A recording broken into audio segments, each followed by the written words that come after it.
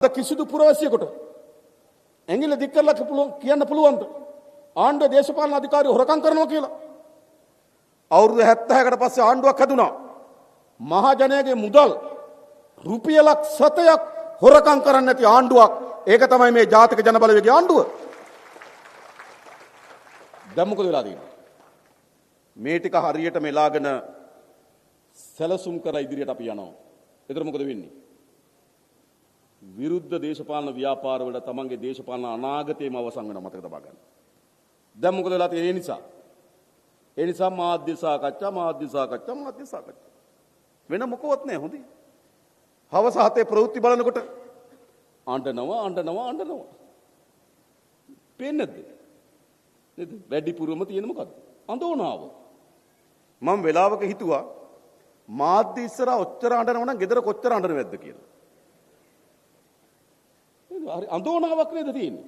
ඇයි ඒ අඳෝනාව තියෙන්නේ? ඒගොල්ලෝ දන්නවා වැඩේ පීල්ලේ හරියට යනවා. හරියට යනවා මතක තියාගන්න. කිසි වැරද්දක් කරගෙන නැහැ. ඒගොල්ලෝ හිතුවා අපි ආණ්ඩුව ගත්තාම මොකද ඒගොල්ලෝ කිව්වේ? ජාත්‍යන්තර සබතකම් නැතුව ඒ කිව්වා. හැබැයි අපි ආණ්ඩුව කරගෙන ඉතා කෙටි කාලෙකින් ඉන්දියාව අගමැතිතුමා ලංකාවට එනවා. මේ 4 5 6 කවදාවත් එහෙම වෙන්නේ නැහැ. අපි මහා ඡන්දය අවසන් වූවාම අපිට ආරාධනාවක් ආව ඉන්දියාවෙන් සහ චීනයෙන්. දැන් අපිට ආරාධනාවක් ලැබිලා තියෙන වියට්නාමයෙන්, අපිට ආරාධනාවක් ලැබිලා තියෙන ජපානයෙන්. ඒ එහෙමනේ අපි. ඊටම ශක්තිමත් ජාත්‍යන්තර සබතාවෙන් අපි ශක්තිමත් කරමින් තියෙනවා. එහෙම රටක් ඉස්සරහට යමින් තියෙනවා. ඒගොල්ලෝ හිතුවා අපි ජාත්‍යන්තර සබතාවෙන් නැතු වෙයි. එහෙමනේ කිව්වේ. හැබැයි අපි ශක්තිමත්ව ජාත්‍යන්තර සබතාවෙන් හදාගෙන තියෙනවා. අපි රටක් ජනතාවක් උගසට තබලා පාවා දෙන්නේ නැතුව අපිට කෙලින් ගනුදෙනු කරන්න පුළුවන් විදිහට ශක්තිමත් බවට පත් කරන් තියෙනවා අපේ සබතාවය. ඒගොල්ලෝ හිතුවා අපි එතනින් වරද්දාගනී කියලා. ඊළඟ හිතුවා ආයෝජන එන්නේ නැති වෙයි කියලා. ආයෝජක එන්න විශාල ප්‍රමාණයක අපි දැන් සැලසුම් කරලා තිබෙනවා. විශාල ප්‍රමාණයක ඉල්ලුම් පත්‍ර ඇවිල්ලා තියෙනවා. ඊට හොඳින් සමාලෝචන කරමින් අපේ කණ්ඩායම. ඒගොල්ලෝ හිතුවා ආයෝජකයෝ දාලා යයි කියලා. ඊළඟ ඒගොල්ලෝ හිතුවා නේද ඩොලර් නැතුව යයි.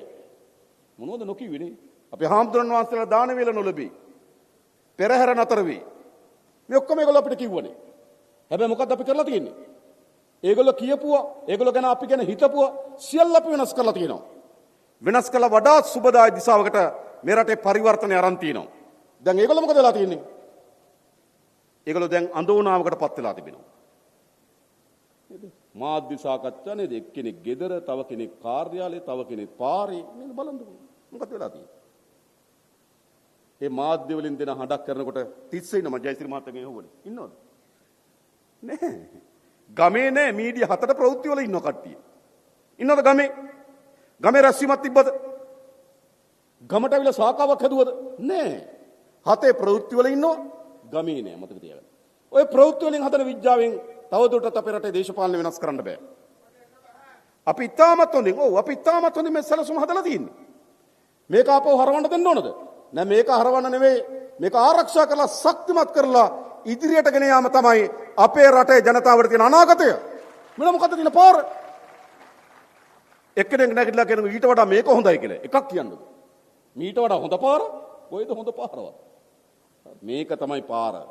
මේක තමයි මේ රට ඉස්සරහට ගෙන යන පාර. මේක තමයි රටේ අනාගතය පෙන්눔 කරන පාර. අනාගතයට හරවලා තියෙන පාර මේක වෙන මොකවත් නෙවෙයි. එතකොට අපි වංචා දූෂණ නාස්ති අවම කරලා තියෙනවා. මහජනයාගේ ධනය මේගොල්ලෝ නාස්ති කරපු ආකාරය අපි දැකලා තියෙනවා. ගියාට පස්සේ අපිට පේනවා කොච්චර ධනෙ නාස්ති කරලාද?